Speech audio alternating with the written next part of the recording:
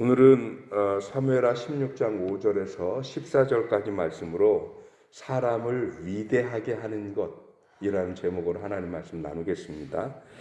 이제 다윗이 압살롬을 피해 이렇게 피난길을 떠났잖아요. 그래서 어저께 감람산 꼭대기 즈음에서 무비보셋의 종이었던 시바를 만난 일화가 있었고, 그리고 좀 더 길을 가다가 오늘은 바후림이라는 곳에 당도를 했습니다. 바후림은 예루살렘에서 감람산을 지나서 요단강으로 이렇게 내려가는 계속 길목인데, 그 요단강 가는 길목에 있는 지명이 바후림입니다.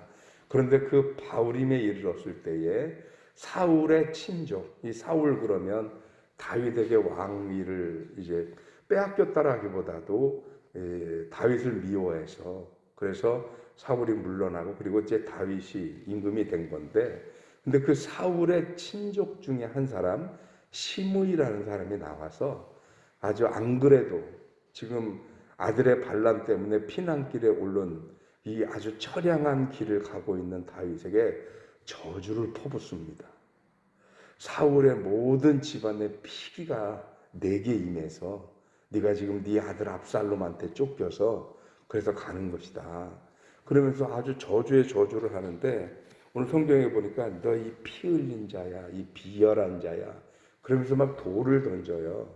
그리고 이스라엘에게서 돌을 던지는 건 간음을 하거나 뭐 이런 사람이 아니면 돌을 안 던지거든요. 그러니까 아주 이 다윗을 굉장히 치사하고 비열하고 피 흘린 사람이고 이런 취급을 지금 하는 거예요.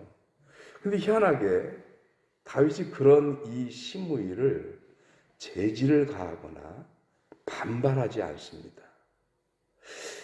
다윗이 정작 그러고 있으니까 옆에 있는 신하들도 처음엔 그냥 그런 시므이를 지켜만 보는 거죠. 왜냐하면 여긴 꽤 많은 무리가 가고 거기는 시므이 한 사람이 있으니까 저 인간이 저러다 말겠지, 처음엔 그랬겠죠. 근데 이 시므이도 참 대단한 사람인 거예요. 계속 쫓아오면서 소리 지르고 저주의 저주를 퍼붓습니다. 그 듣다 못한 다윗의 신하 중에 스루야의 아들 아비새가 왕이여, 저걸 언제까지 들으시렵니까? 제게 말씀만 하시면 가서 목을 베어 오겠습니다. 그러니까 다윗이 뭐라고 대답을 해요? 내버려 둬라. 내 속에서 나온 내 자식도 나를 죽이려고 그러는데 하물며 베냐민 사람이겠느냐? 왜 베냐민 사람이냐? 사울이 소속한 지파가 베냐민 지파란 말이에요. 그러니까 원래 왕의 가문으로 선택된 가문은 베냐민 지파란 얘기예요. 그런데 그것이 사울의 실패를 당하고 다윗이 왕이 됐잖아요. 물론 다윗에게는 좀 억울한 측면도 있어요. 왜냐하면 우리가 지금 사무엘서 계속 공부해가지고 오지만 다윗이 사울을 죽인 건 아니잖아요. 오히려 죽일 수 있는 기회가 2번이나 있었지만 어떻게 했어요? 죽이진 않고 옷자락만 잘라갔단 말이에요. 그리고 사울을 죽인 건 누가 죽였냐면 블레셋과의 전쟁에서 자기 스스로 자결을 했지, 칼을 물고 넘어졌잖아요. 그러니까 이거 사울을 다윗이 직접적으로 죽인 건 아니에요. 그런데 사울의 몰락의 원인이 어디 있느냐? 다윗이 골리앗을 무너뜨리면서 백성들의 지지를 받으면서 사울은 천천히요, 다윗은 만만이다, 뭐 이런 그런 것 때문에 기류가 바뀌고 분위기가 바뀌니까 그것 때문에 사울이 다윗에게 시기를 느끼고 질투를 느끼고, 그래서 끊임없이 다윗을 죽이려고 했고, 다윗은 도망다니고 사울은 쫓아다니고. 그래 다윗은 좀 억울하죠. 왜냐하면 자기가 나라를 뒤집으려고 했나 뭐 했나, 아무것도 그런 건 없어요. 단 하나님의 선택으로 기름 부음 받은 것과, 그리고 나라가 위기에 있으니 골리앗을 물리쳤고, 그리고 사울을 죽일 수 있는, 왜 자기를 쫓아다니니까 도망다니다 숨은 굴에 사울이 볼일 보기에 들어온 바람에, 그래서 죽일 수 있는 기회는 있었지만 죽이진 않았단 말이죠. 그럼에도 다윗은 어떤 마음을 가지냐면, 그래도 사울의 신하였으며 사위였고 사울은 하나님으로부터 기름 부은 왕이었기 때문에, 그래서 그 사울에 대한 존중하는 마음이 있어서 다윗은 자기 자신의 책임을 어느 정도 통감하고 있었던 것 같아요. 그래서 베냐민 지파 사람들은 내가 어떤 변명을 하고 내가 그 어떤 구실을 갖다 대도 베냐민 지파 사람들은 그 마음에 용납이 되지 않고 용서가 되지 않을 수 있다. 그러니 저렇게라도 풀리도록 좀 내버려 둬라. 그런데 다윗의 기도는 거기서 끝나지 않습니다. 혹여 하나님이 내 이 원통함을 아시면, 즉 다윗은 모양과 어떤 겉에 이루어진 형편을 보면 마치 다윗 때문에 사울의 왕가가 무너진 것처럼 보이잖아요.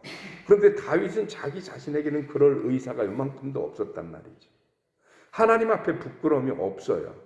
그러니까 하나님께서 혹시 나의 이 원통함을 아시면 하나님께서 이 원수를 내가 갚는 게 아니고 이 억울함을 내가 갚는 게 아니고 하나님이 갚아주실 것이다. 이러면서 얘기를 하는 거예요. 이쯤 얘기가 끝나고 이제 시므이도 가면 좋으련만 이 시므이는요 가면서 계속해서 다윗을 저주하고 또 저주하고 그리고 일부러 먼지를 피웁니다. 먼지를 피우는 이유는 뭘까요? 지금 압살롬의 추격을 피해서 빨리 막 도망가고 있는데 막 부지런히 도망가도 바쁜 판국에 앞에도 먼지를 피워요.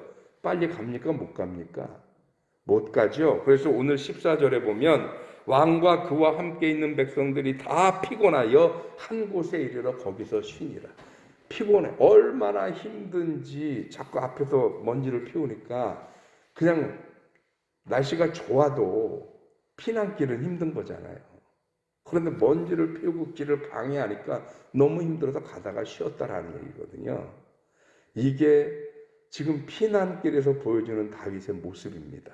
그런데 이 피난길에서 발견되는 이 다윗의 모습에서 저는 초라하고 초췌하고 그런 다윗의 모습이 아니라 왜 위대하게 보였는지 모르겠어요.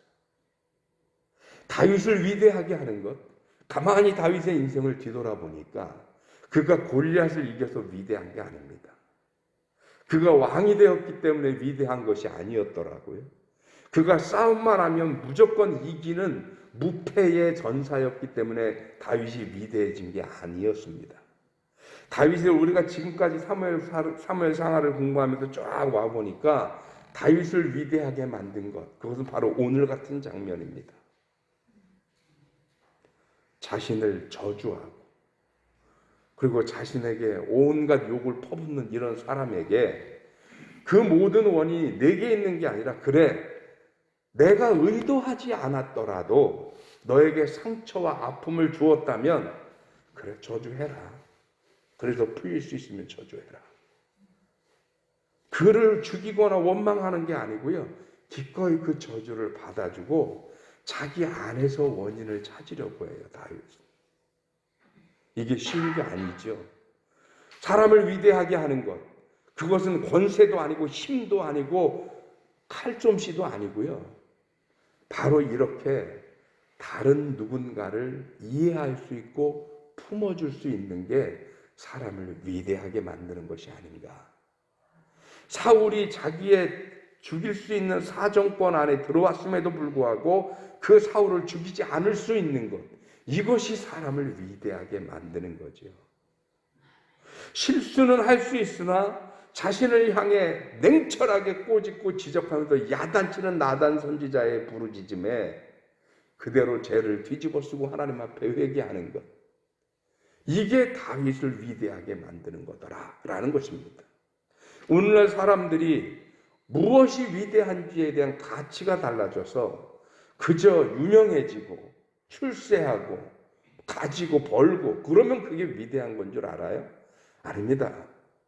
그것이 사람을 위대하게 하는 것이 아니라 오늘 다윗의 인생을 바라보면서 우리가 힌트를 얻은 것처럼 누군가를 품어줄 수 있을 때 사람은 위대해질 수 있고요. 누군가의 비난에 같이 소리를 내고 싸우는 게 아니라 혹여 내가 아무리 깨끗하고 정갈하게 살았어도 저에게 내가 알지도 못하는 사이에 혹여 상처를 줬다면 그래 그 사람의 상처도 보듬어 주자 하는 이런 모습이 다윗을 위대하게 만들더라라는 것입니다. 그렇게 따지면 여러분 우리는 하나님 앞에 위대한 성도가 될 수 있습니다.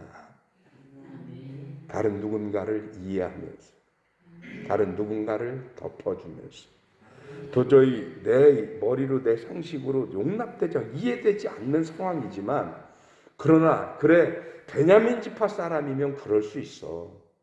어떤 과정과 상황 다 떼놓고 보면 다윗 왕가로 베냐민 지파에 허락됐던 왕의 가문이 갔어야 할 이유가 없는데, 이게 저쪽 가문으로 갔어? 베냐민 지파 사람들로서는 납득이 안 되는 일입니다. 그런데 다윗의 입장에서는 얼마든지 변명의 여지는 있죠. 왜? 다윗이 죽인 게 아니에요.